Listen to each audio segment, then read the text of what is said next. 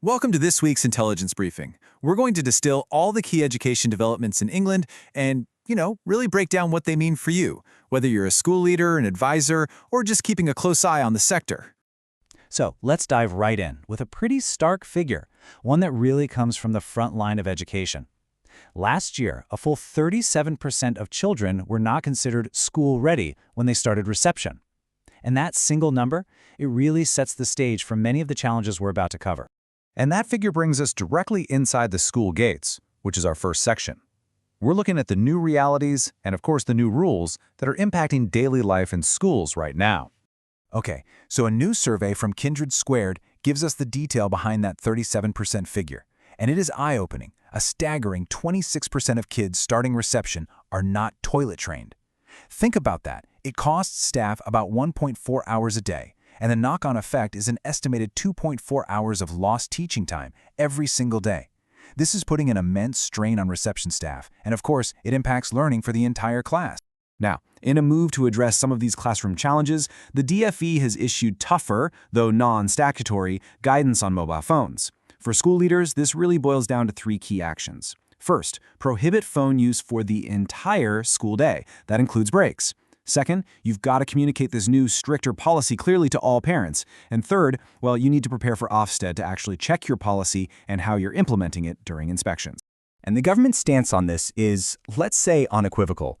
The Education Secretary's message is no ifs, no buts.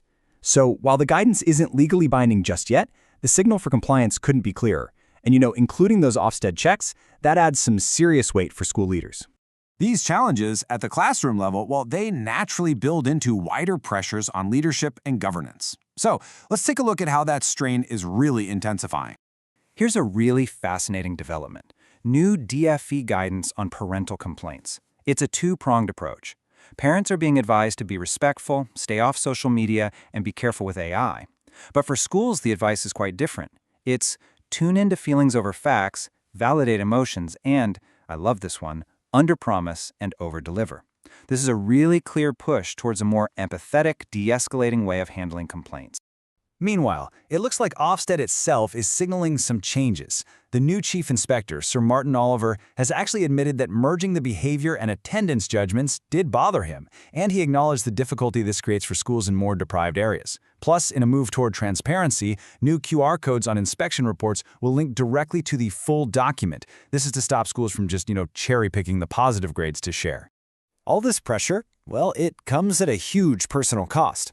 A recent NHT poll reveals a worsening well-being crisis among school heads. Just look at these numbers. 72% say the job negatively impacts their mental health, and a shocking 92% say it affects their sleep.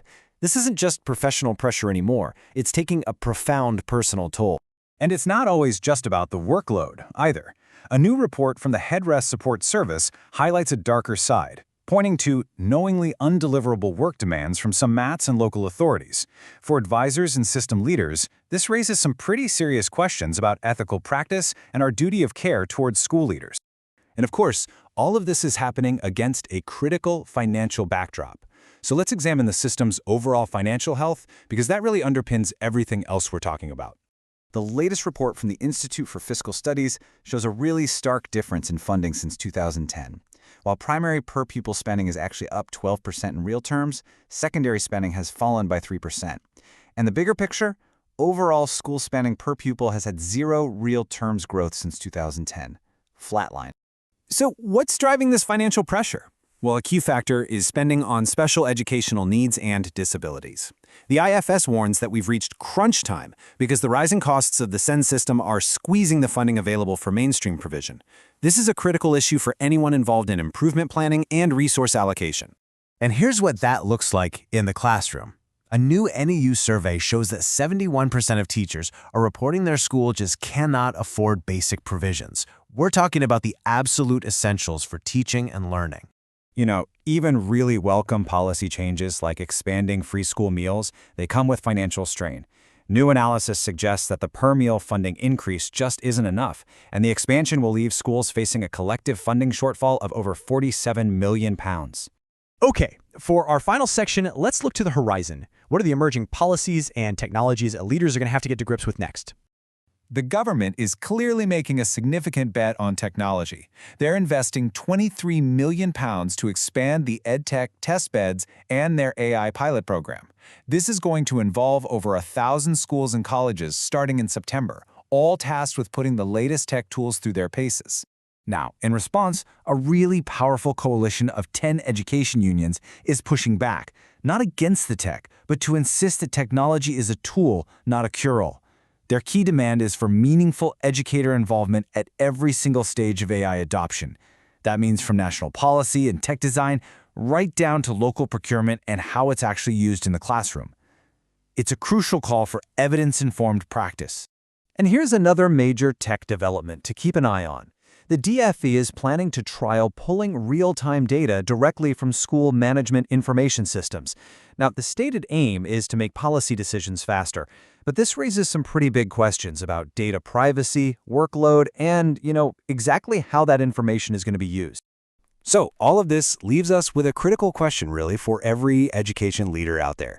You've got AI and data collection accelerating against a backdrop of tight funding and high-stakes accountability.